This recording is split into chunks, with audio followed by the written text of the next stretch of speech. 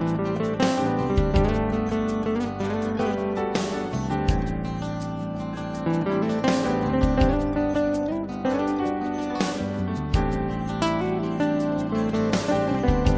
to maximize your productivity potential? Discover a wealth of free tools and guides. Click the links in the video description below to access top-notch resources for streamlining tasks, managing time, and boosting efficiency. Don't miss out. Click now and unlock your productivity superpowers.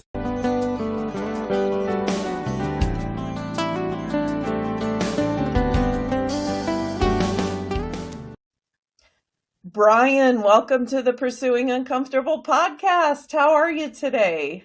Thanks, Mel. It is so good to be here, and I am doing amazingly well, just considering. I mean, we'll talk about it, but there's it's just a whole new leash on life right now with all of this, with what we'll chat about and what I'm doing, but today is a good day. Thanks for having me. Well, I can't wait to hear more about that. I do have to say, Brian, you are my first gladiator that I've had on the podcast. Yes, I'll take it. I don't mind being your first gladiator. That's fun. I like it. Yeah. Congrats for that. And congratulations to me for, landing a gladiator. There you go. Look at you. I don't know whether you're working your way up in the world, or some people might not think as highly of gladiators. So maybe you kind of went back in time instead. I don't know. But either way. I'm a big history fan, and I do like ancient history, the Mesopotamian era and whatnot. I love reading about the Assyrians, but I'm also a big fan of the Greco-Roman era, and gladiators are pretty big there, so I'll take it.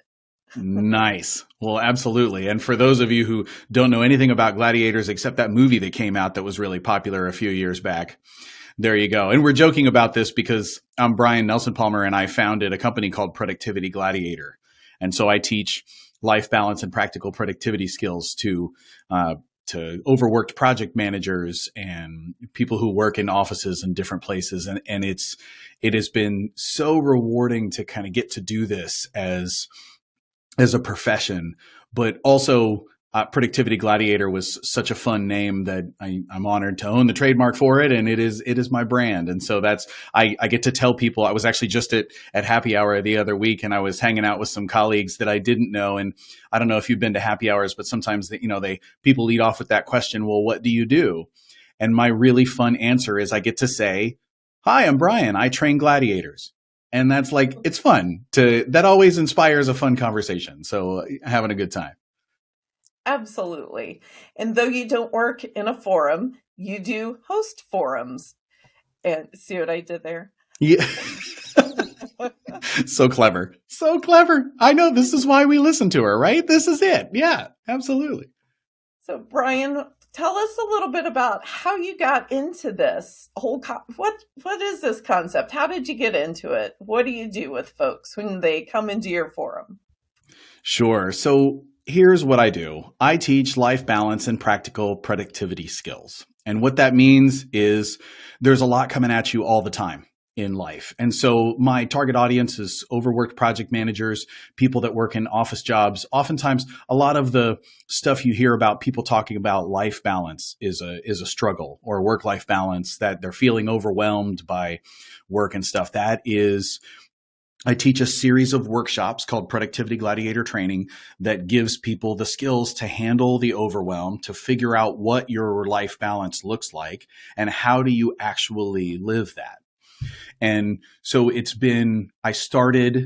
came about because back in I've always been for my whole professional career, more than 2 decades, I've been an instructor and a facilitator on teaching professional development courses and stuff. And one of the things that I noticed in teaching some of these other workshops, like for example, I used to teach, if you're familiar with the 7 Habits of Highly Effective People, I was an instructor for those training courses for a little while. And one of the things I would notice is that people would come into the workshops, and we would, the whole time you're in the workshop, people are actively learning. They understand the concept. They totally get it. And then they go back to real life and nothing changes. And it's that application piece that's sometimes a challenge for folks. And especially for me, because I work in office environments, right? So you go back to your desk, you're back in your other environment and nothing changes. So what happened with Productivity Gladiator was I very much I've been blessed to live this awesome life where, for example, when it all started, at the time I was the drummer in a rock band. You could check me out. Fellowcraft is the name of the rock band. And it's on Spotify and Apple and wherever you get your music, a couple of albums out. So I got to be a rock star for 5 years, which was fun. I also hosted a syndicated FM radio show and a podcast at the time that was about local music. And I'm a group fitness instructor. So I teach body pump and cycle classes. If you've ever taken those, highly recommend them. Great way to just sort of show up and get your fitness without having to plan it ahead. You just got to get there and they'll take care of it. So I love the group fitness thing. And I had a day job at the time working for the government. And so I basically had a lot of really cool things that I was doing. I was traveling Europe. I was taking these epic adventures. I was like living life to the fullest. And the question I kept getting was, how do you keep track of it all? How do you do it all? And I realized that I have a system that I could teach people. And the challenge to myself was, could I actually teach people the system? It's one thing to do it. It's another thing to be able to actually help other people do it. And so that's been my sort of lifelong challenge, is to see how I can help other people do that. How do you keep track of all the things? How do you not forget if somebody's counting on you to do something? Do you have a system to not forget that thing? So that's where Productivity Gladiator training started. And back in 2022, I had the opportunity to do a TED Talk. And the TED Talk is on, or it's a TEDx talk, I should clarify. It's a TEDx talk that was on, the title of the talk is Reimagining the Actual Value of Your Time.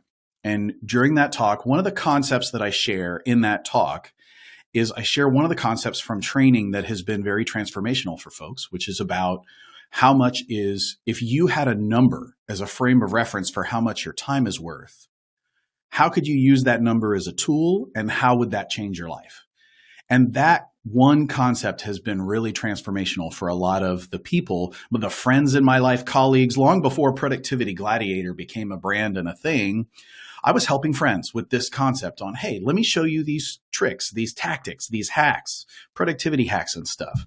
And so now it's a system, but in that TED Talk, if you haven't seen it, I certainly hope you'll check it out. But I was able to share the concept. And I was really honored because at the end, after I did the talk, the team at TED watched the talk, and there's something like 500 TEDx talks that get uploaded a day to the YouTube channel. So there's a lot of content on there, but the TED team picked my talk and maybe like one other out of those 500s to be an editor's pick. And so it was one of those things where the talk got tens of thousands of views in a matter of a few days. And I mean, it was a very cool experience. But what that said to me was, keep sharing the message. Like, Brian, there's other people that are benefiting from this or are interested by this concept. So I say that my phrase throughout the talk is live like you're worth the value of your time. So I certainly invite you to do that and check out the talk. But that's the sort of, I guess I gave you the sort of short, but yet long-winded. Look at me. I've been talking for a few minutes. That's the brief background on Productivity Gladiator and what I've been doing. So to make a long story short, you're a big deal, right? Flattery will get you everywhere, Mel. Don't you stop. Just keep it up. Yes, I love I don't think of myself that way. I'm just a normal guy, but I do appreciate that I've gotten to do some very cool things with this. And I just want to keep sharing the news, sharing the tactics. And I love that you focus on the how. How do we implement? In my profession as a pastor, a lot of people want to grow their faith. They want to increase their spiritual health.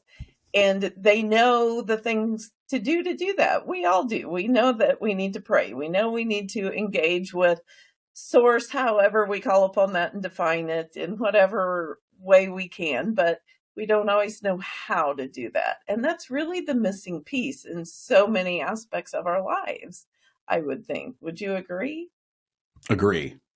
I'm obsessed with the how. Like, it's one thing you tell people to lose weight, they know what to do, and yet they struggle to lose weight. And I'm guilty of this too. I don't have the six pack that I wish that I had. That movie Gladiator we were talking about, I don't look like one of those guys.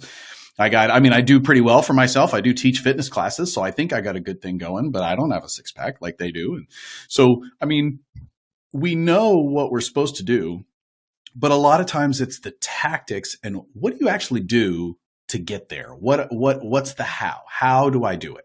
And so that's the part that I'm really obsessed with Productivity Gladiator is, okay, let me show you how.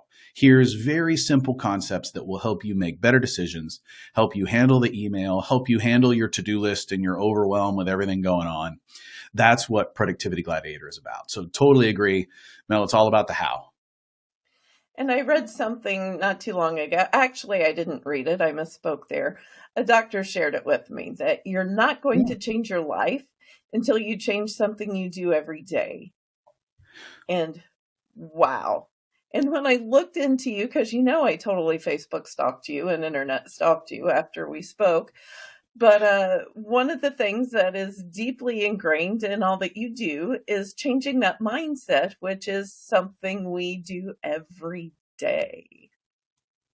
Absolutely. It really boils down to the day-to-day, right? What is your system for handling the day-to-day? Because if you want to make those changes, that's something that is important. You need to change your environment. You need to change your regular actions. So I'm reading a book right now that I can look at the title, but it's about changing your environment. And that's a really interesting concept, right? Something we all know. If you're trying to lose weight, you probably shouldn't keep Oreos in the cupboard because you're going to eat them, and you got to kind of change your environment. And all right, don't get crazy on us, Brian. Don't go up.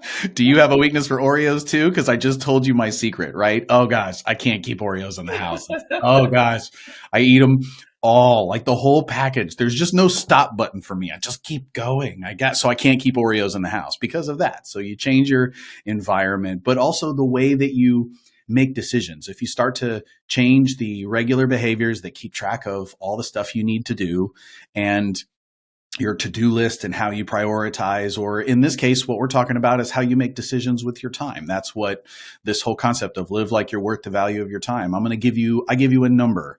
If you watch the TED Talk, I'll give you a number for an estimate of what your personal time outside of work is worth. And once you know that, what do you do with that? How does that change your life? And so it's that day-to-day piece on making better decisions every day, and you'll start to make progress. It'll make a difference. And I have to back you up on that one. I went to your website and I put my numbers in the calculator and calculated Excellent. Time. And funny story though, I didn't realize you needed to put the zeros in. So for the income, I just put the first numbers before the comma, and the calculation gave me some cents per hour of what my time is worth. I'm like, nope, I'm going to disagree. I think I'm worth a lot more than that. And then I realized, oh my goodness, okay, maybe there's user error here. And, that's so hard to admit, right? But yeah, it was pretty blatant and ridiculous user error. So I went back and put in the full amount with all the zeros. And I tried to use the decimal point, which I wouldn't take the decimal point just to be sure. But then it gave me a little more accurate result. There you go. I love it.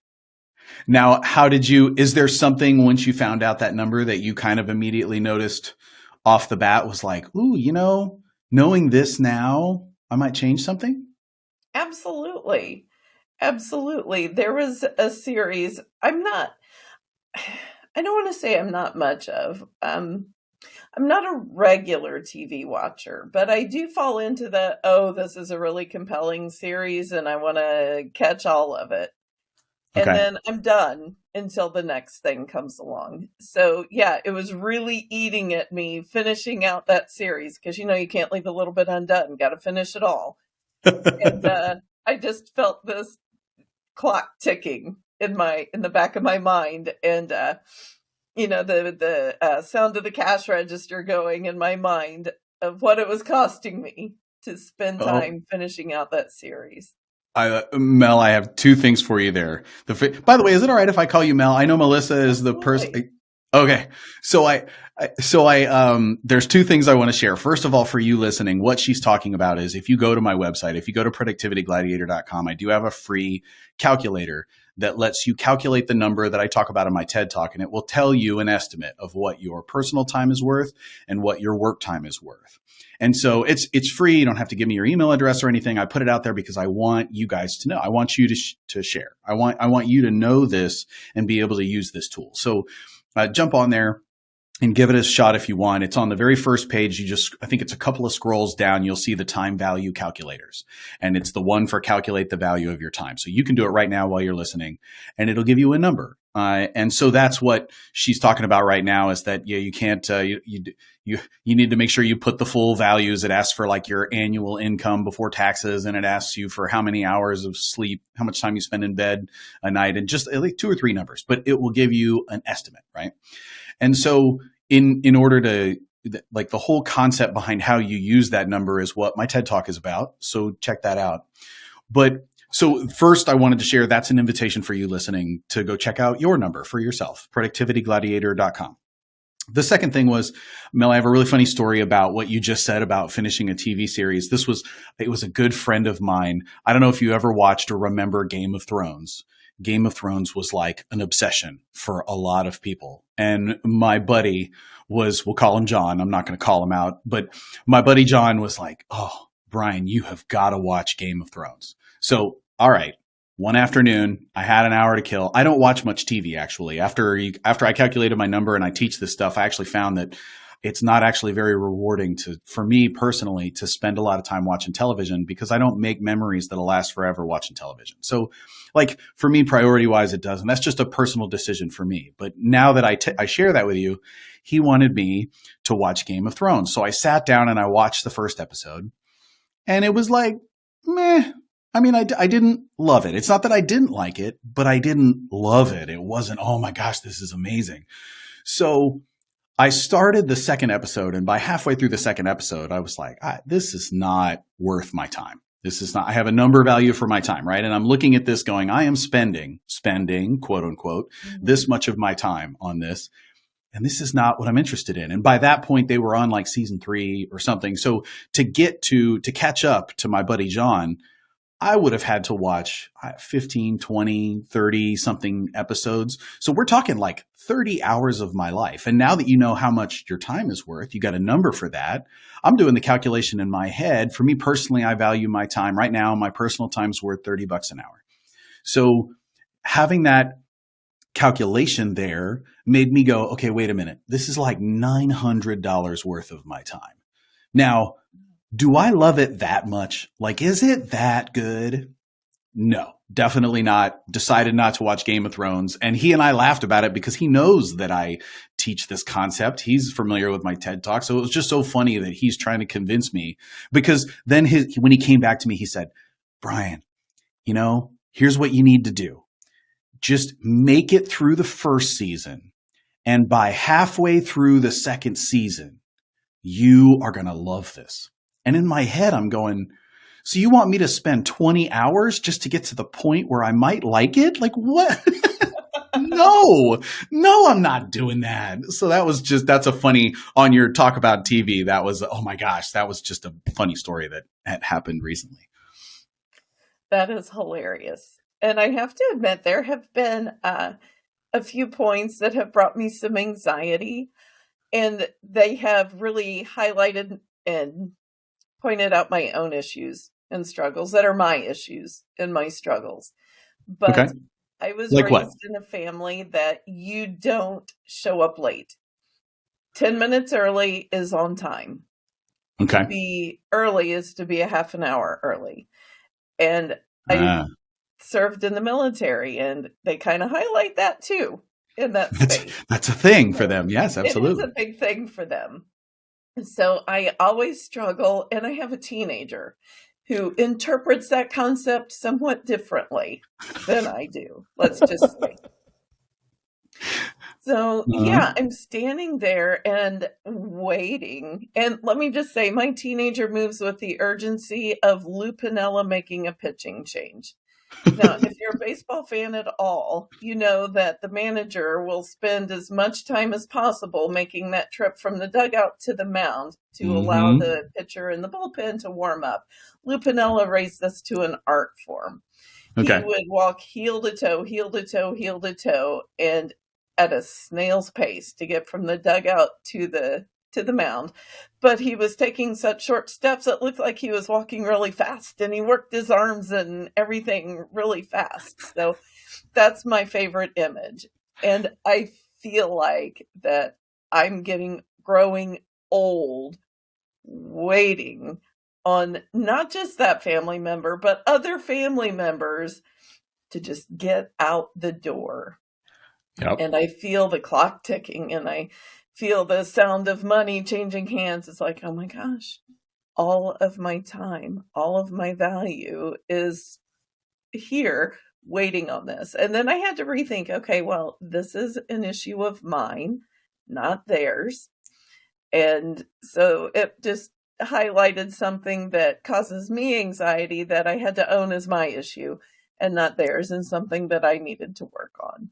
So, And as I hear that you are not alone in this talk, we definitely talk about in the workshops when I teach this concept, right? Because the TED Talk is just a very brief and succinct introduction to the lesson that I teach a 2-hour workshop on.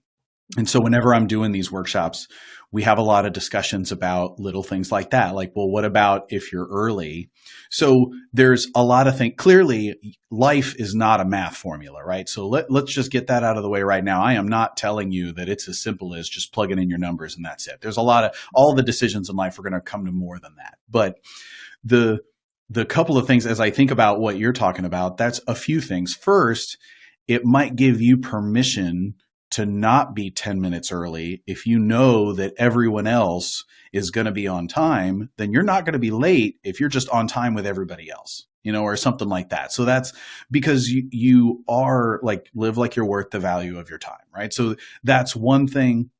Another thing is I have some friends, I'm going to be honest with you. And if they hear this, well, they don't know who they are specifically. I'm not going to name them, but I have friends that I have a factor of 15 minutes where if we're going to meet at 1:30, I tell them 1:15 because of exactly what you're talking about. They've got a track record. I know how this works.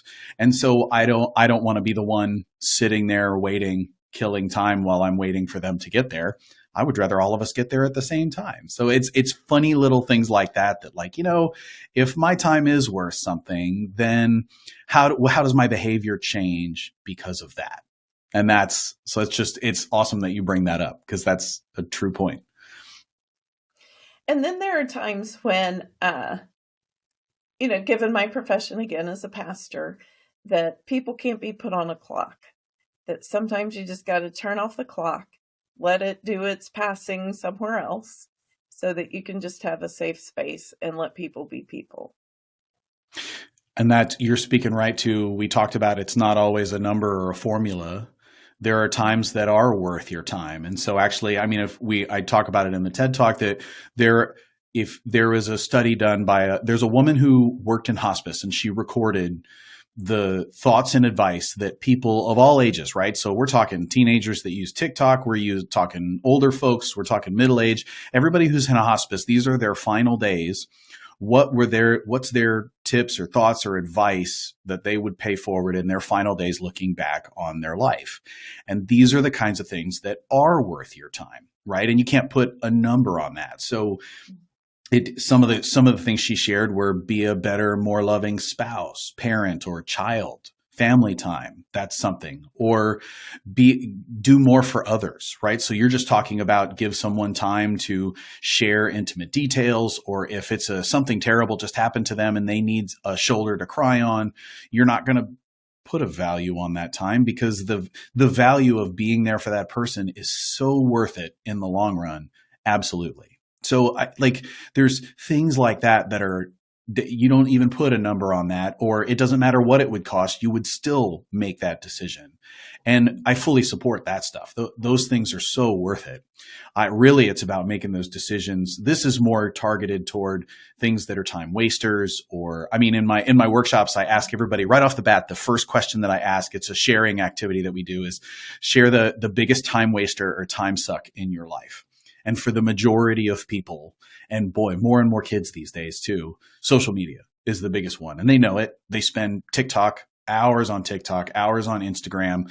You just don't even realize where the time goes. You just keep going. And like, gosh, a transformative event that happened for me was I actually, once I had this idea for, all right, my time is worth something and let me use that as a tool to help make better decisions with my time. I looked at my phone. If you don't know this, but your phone will actually tell you how many hours you spend on social media each week. It'll give you an average for the week, how much per day. And so I checked my phone, and my phone said at the time I spent 2 hours per day on social media. So 2 hours per day times, I shared with you guys earlier, $30 an hour, or I will say $25 an hour, right? So $25 an hour, do the math, times 2 hours per day times 365 days per year is something like $15,000, $20,000. Like, that's a lot of money. And so in the year, I am investing as much as a car worth of my time into social media. And that was like this mind blowing, like, no, I am not doing this anymore. That is, I can't believe that is happening. So that was all the inspiration I needed to your phone. If you don't know this, if you take one thing away from this podcast, I hope you calculate your number. But the other thing that I hope you do more than anything is go on your phone and put time limits on the apps that kill most of your time, right? So the social medias, or if you're a YouTube person that just goes down YouTube rabbit holes for hours, or whatever your crutch or your thing is that you do on your smartphone, whether it's Android or iPhone, you have the ability to put a time limit on how much time you spend. So I want you to make the decision on how much time you're going to spend and help your phone tell you when that time is up so that you don't lose track. Because it's not your fault. You just lose track of time, and I get it. But the phone will help you. So please go in your settings right now. It's screen time or whatever it's called on your operating system, and put limits on that time. It will be transformative. For me, if you're asking for a number, my phone is set to 15 minutes. I get 15 minutes on social media a day, and after that, it's over. And I got a whole bunch of other hacks about that because I talk about this all the time, but that's the one. 15 minutes per day, social media. Oh, I challenge you to do it. That's amazing. And friends, all the links we've talked about are in the show notes. So link to the website that will give you the calculator tool. All of that is in the website. If you want to eat away at some of Brian's 15 minutes, those links are on the show notes too. I think I misspoke. I said website. The show notes has all of those links. So make sure you follow those. Sign up for some of this. It's going to blow your mind and inspire you to be a little uncomfortable as you create a life that you really want to prioritize. So Brian, thank you so much for joining us today. Absolutely. Thanks, Mel. Thank you very much for having me. Thank you for listening. And the thing that I hope out of all of this, aside from putting that, if you haven't done it already, did you go in and put that limit on your phone yet? Please do it. But the other thing is, looking back on your life, it really is, if you, that woman who worked in hospice, and you think about, if you were looking back on your life right now, one of the concepts that they talk about in the 7 Habits, which, by the way, 7 Habits is a great program. One of the 7 habits is begin with the end in mind, right? So let's zoom out to your life. If you were looking back on your life right now, or sometimes there's that exercise where you can pretend someone's giving your eulogy. What will they say about you, or that kind of thing. But when you're looking back now, please live like you're worth the value of your time. And so that means the way that you're spending your days, please do at least part of your day doing things that you will be proud or happy or satisfied that you spent part of your day that way. If you're looking back at the end and there is no more time, I want you to be proud and happy and fulfilled with that. So please take that step. And if this is giving you ideas, start thinking about those ideas and lean into, we talked about pursuing uncomfortable, right? This is probably going to be a little uncomfortable, but please pursue it, because I think it will be very transformational for you. And be the gladiator you need to reshape your Yes. life. Oh, I love it. Mel, you're hired. Come be a gladiator. That's awesome. Thank you, Brian.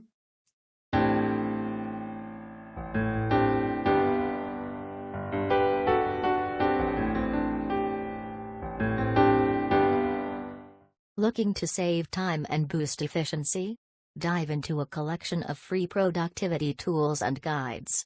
Click the links below in the video description to get your hands on valuable resources for task management, time optimization, and more. Take control of your productivity journey. Click now.